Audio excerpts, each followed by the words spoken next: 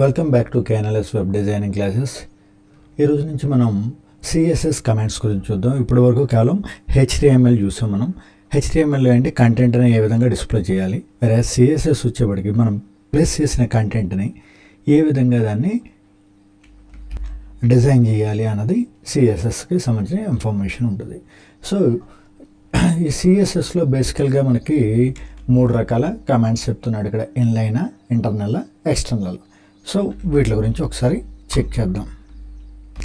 So ఇక్కడ మనకి output చూడండి, ఇలా కేఎన్ఎల్ఎస్ కంప్యూటర్స్ మొత్తం మన దగ్గర ఏ సర్వీసెస్ ఉన్నాయి, అవైలబుల్ ఉన్నాయి. ఒకటి ట్రైనింగ్ సెంటర్, రెండోది ఆన్లైన్ సర్వీసెస్, నోటిఫికేషన్. మళ్ళీ ట్రైనింగ్ సెంటర్లో సపరేట్గా మనకి ఈ లిస్ట్ అయితే ఇచ్చాం.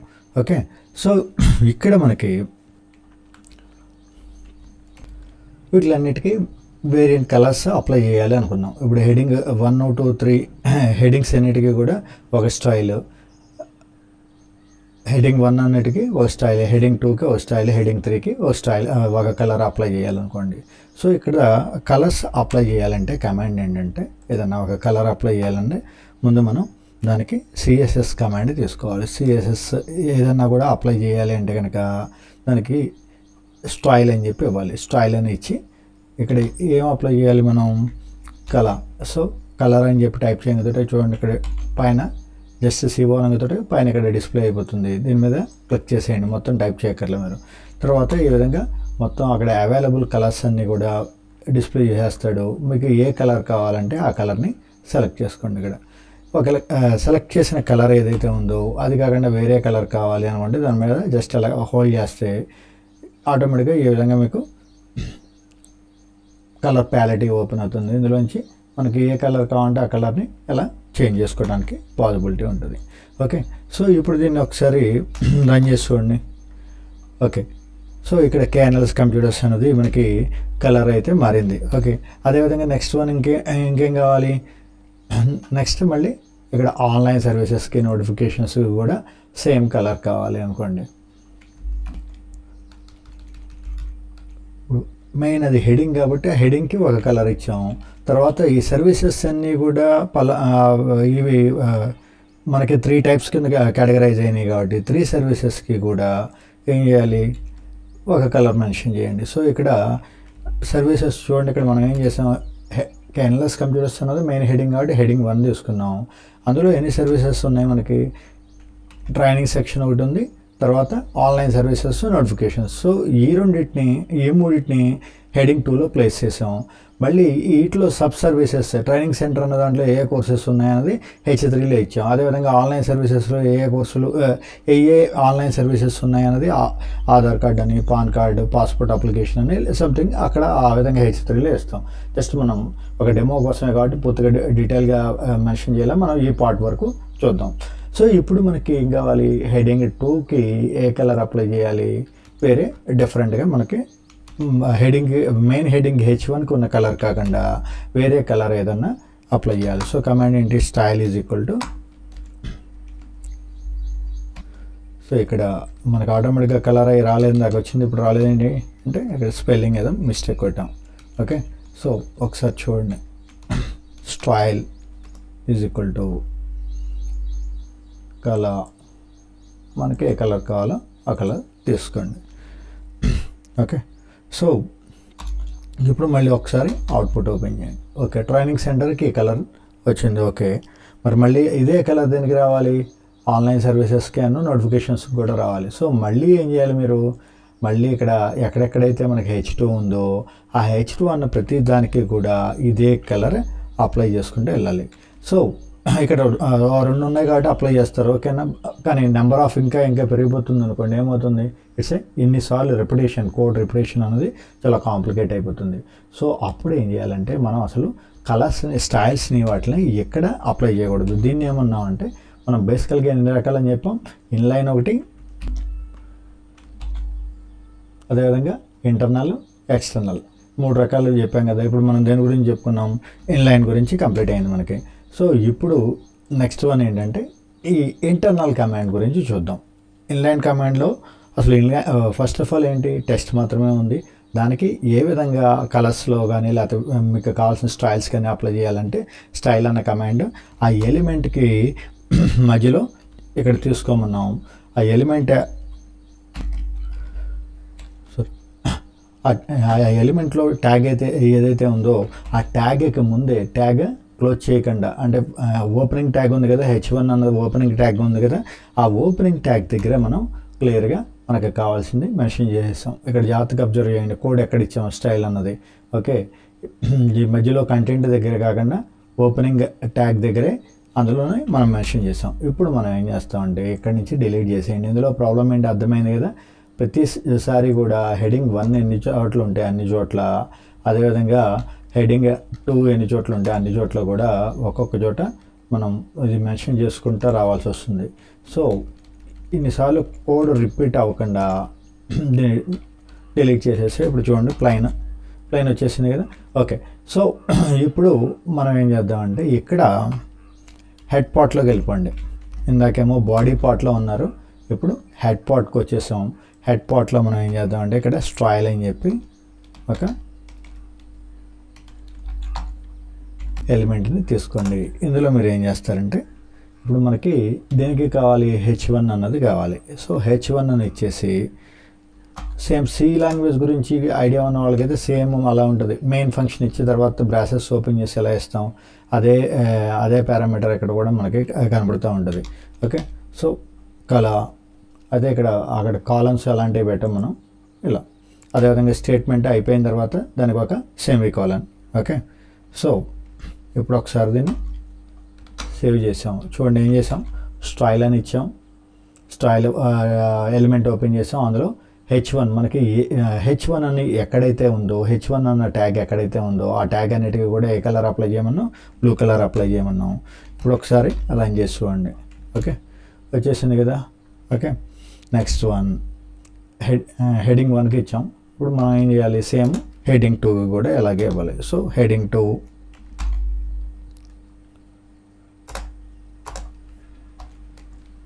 కలర్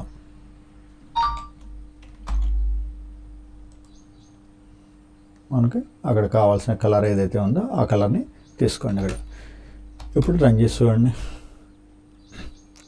ఓకే, చూడండి ఇక్కడ ఆన్లైన్ సర్వీసెస్ నోటిఫికేషన్స్ ఏం వచ్చింది, బట్ ట్రైనింగ్ సెంటర్కి రాలా. ఎందుకని అంటే అక్కడ ఏదో ట్యాగ్ ఏదో తేడా పడింది. మనకి ట్రైనింగ్ సెంటర్కి వచ్చేప్పటికి ఇదిగోండి ఇక్కడ ఏదో H2 తర్వాత ఒక స్ట్రింగ్ ఉండిపోయింది, దట్స్ వై రాలా.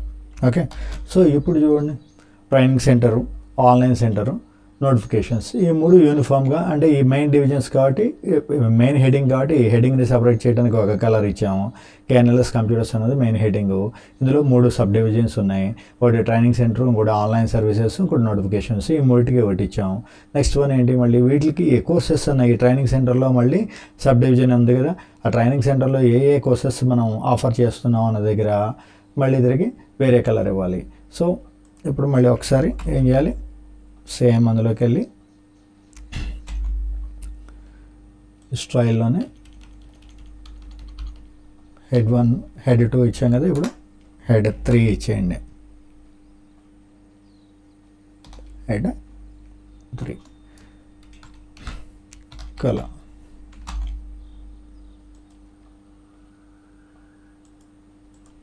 ఓకే, సో క్లియర్ కదా. ఒక్క కమాండ్తో మొత్తం అన్ని లైన్స్కి వచ్చేసింది. వేరే ఇన్లైన్ కమాండ్ తీసుకుంటే ఏమవుతుంది, ఇక్కడ ప్రతి లైన్కి కూడా H3 అని ఎక్కడెక్కడ ఇదే ఉందో అక్కడ ప్రతి దానికి కూడా స్టైల్ తీసుకొని ప్రతి దానికి చేయాలి. దీనివల్ల ప్రాబ్లం ఏంటి, ఫస్ట్ టైం ఒకటే కాదు, తర్వాత ఇక్కడికి వచ్చిన తర్వాత ఏదో కలర్ మార్చాలి అనుకున్నాం మనం, ఇక్కడ బాగాలేదు, మనకి కలర్ ఏదో బాగాలేదు.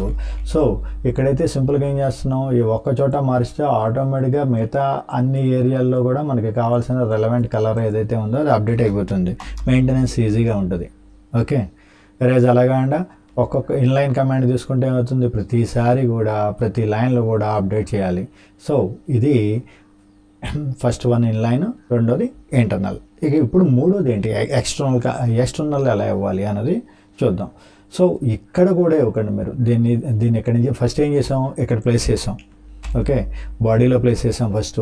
తర్వాత అక్కడి నుంచి తీసేసి ఏం చేసాం, హెడ్లో ఒక స్టైల్ అనే ఎలిమెంట్ తీసుకొని అందులో సేమ్ ఇక్కడ ఏ ట్యాగ్ అయితే కావాలో, ఏ ట్యాగ్ అయితే మనకి అప్లై చేయాలో ఆ ట్యాగ్ యొక్క వాల్యూ ఇచ్చేసి, ఇక్కడ ట్యాగ్ యొక్క ప్రాపర్టీ ఇచ్చేసి, ఇక్కడ ఓపెన్ బ్రాసెస్ క్లోజింగ్ బ్రాసెస్ మధ్యలో మనం ఏ స్టైల్ అయితే అప్లై చేయాలనుకున్నామో ఆ స్టైల్ని, దాని ప్రాపర్టీని మెన్షన్ చేస్తాం. ఇదేమో స్టైల్ అంటాం, ఇదేమో ప్రాపర్టీ.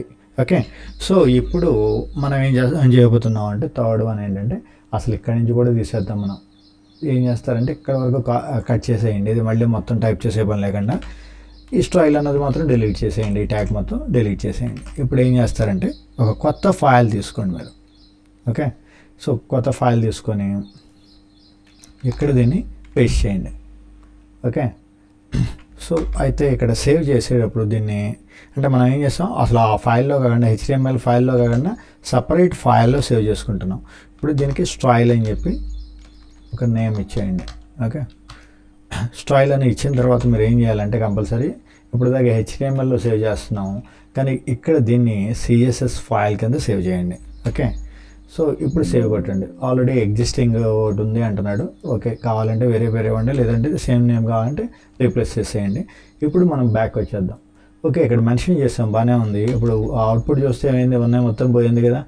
స్టైల్స్లో దేనికి ఏ స్టైల్ అప్లై చేయాలి, ఏ హెడింగ్ ఏ ప్రాపర్టీకి ఏది అప్లై చేయాలి ఇక్కడ ఇచ్చాం, కానీ దాన్ని ఎక్కడి నుంచి దీనికి లింక్ లేదు కదా. సో ఇప్పుడు ఏం చేస్తారంటే ఇక్కడ హెడ్ పార్ట్లోనే లింక్ క్రియేట్ చేయండి. ఓకే, లింక్ అని కొడితే ఆటోమేటిక్గా ఇది వచ్చేస్తుంది. రిలేషన్ టైప్ ఏంటి, స్టైల్ షీట్ ఇది. ఈ రిలేషన్ టైప్ ఏంటి అనేది డీటెయిల్గా తర్వాత చూద్దాం. మనం సింపుల్గా ఏం చేస్తున్నాం, లింక్ అని టైప్ చేస్తున్నాం. సింటాక్స్తో మీకు గుర్తులేకపోయినా పర్లేదు, జస్ట్ లింక్ అని కొట్టేస్తే ఏమవుతుంది, ఆటోమేటిక్గా అదే జనరేట్ అయిపోతుంది. ఎటొచ్చి మీరు చేయాల్సింది ఏంటంటే href దగ్గర ఆ రెఫరెన్స్ మన ఫైల్ నేమ్ ఏదైతే ఇచ్చామో ఆ ఫైల్ నేమ్ ఇక్కడ ఇచ్చేయండి. మీరు నేమ్స్ కొడుతుంటే ఆటోమేటిక్గా ఇక్కడ కింద అవైలబుల్ ఉన్నాయి డిస్ప్లే చేస్తాయి. ఇక్కడ HTML తీసుకోవాల్సింది సిఎస్ఎస్కి ఐకాన్ ఎలా ఉంది, HTMLకి ఎలా ఉందో అబ్జర్వ్ చేయండి, లేకపోతే సెకండరీ నేమ్ని జాగ్రత్తగా చెక్ చేసుకోండి. ఓకే, ఇప్పుడు చూడండి అవుట్పుట్ వచ్చేసింది కదా. ఇక్కడ క్లైమ్ చేయగలేదు కదా కోడ్లో. అసలు ఇందాకేమైంది, స్టైల్స్ ఇవన్నీ అప్లై చేసేప్పటికి అసలు మెయిన్ కంటెంట్ స్టైల్స్ రెండు కలిసిపోయినాయి, క్లమ్జీగా ఉంది. దట్టు ఇంకోటి ఏమవుతుందంటే ఇదే ఫైల్ మనం ఇది ఒక వెబ్ పేజ్, ఇంకొక వెబ్ పేజ్లో కూడా సేమ్ స్టైల్స్ సేమ్ కేటగిరీస్ అయ్యే ఉన్నాయి. సో అక్కడ కూడా మళ్ళీ మీరు H1 H2కి వేరు కలర్స్ ఇలా అప్లై చేయాలంటే ప్రతిసారి కూడా అందులో కూడా ఇవ్వడం అన్నది కాంప్లికేటెడ్.